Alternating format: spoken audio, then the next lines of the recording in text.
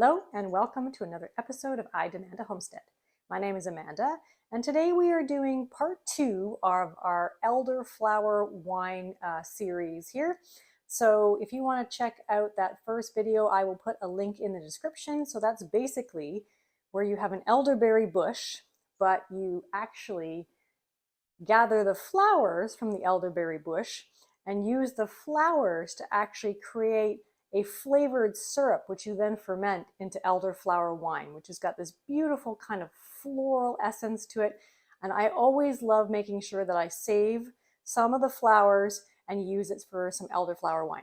So we've got a 1 gallon batch here that has been fermenting for about 3 weeks.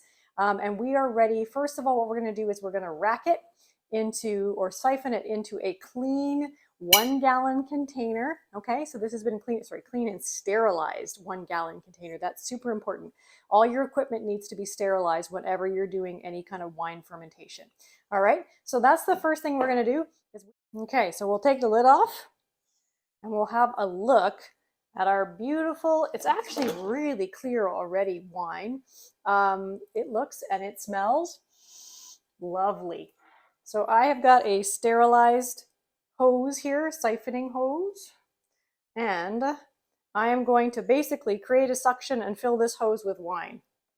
Okay, once you've created your suction, I'm going to take my clean carboy. You want an elevation difference so that the thing that you're siphoning into is much lower, okay, and that helps create the suction. So I'm going to put that down here and then release that.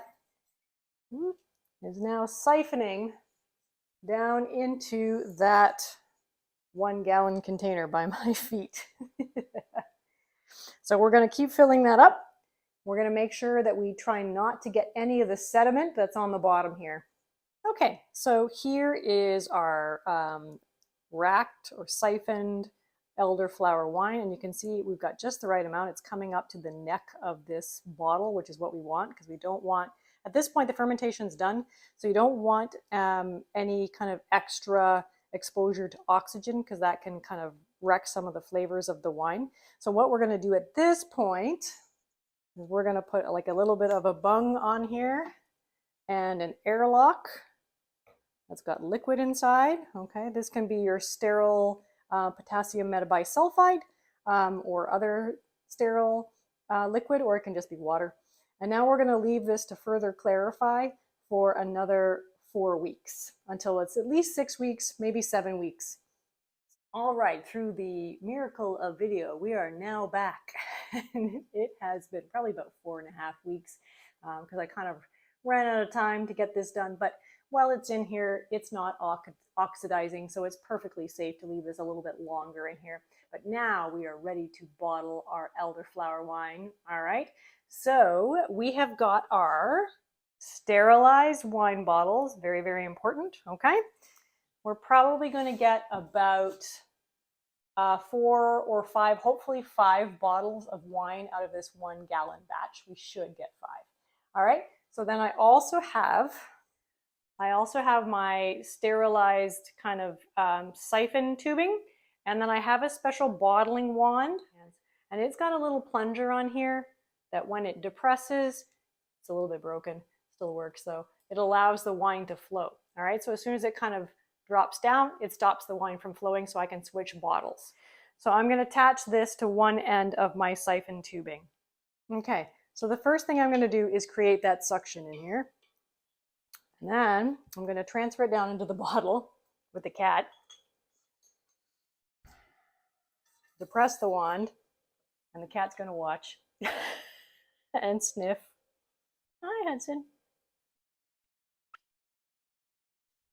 And then when we get close to the top, what I do is pull out the wand and then tilt it so I finish filling up the kind of just up to the neck. And then I'm going to do that with the rest of the bottles.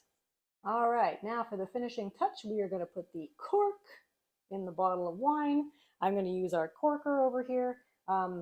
If you're getting into making wine, they do make hand corkers, but trust me, this thing is worth it.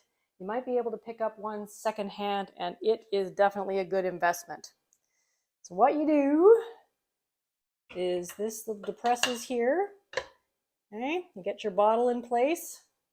Then we put the cork in the hole, and then you depress this and hope that it worked okay.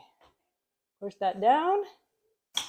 Now, this is not my prettiest job ever because you guys are watching, but basically, that is the cork in the bottle. All right, we'll try another one just to see if I can redeem myself.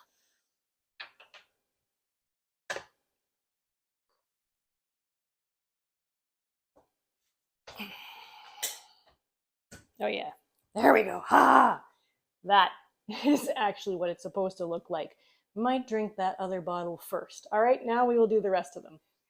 So here are our beautiful bottles of elderflower wine.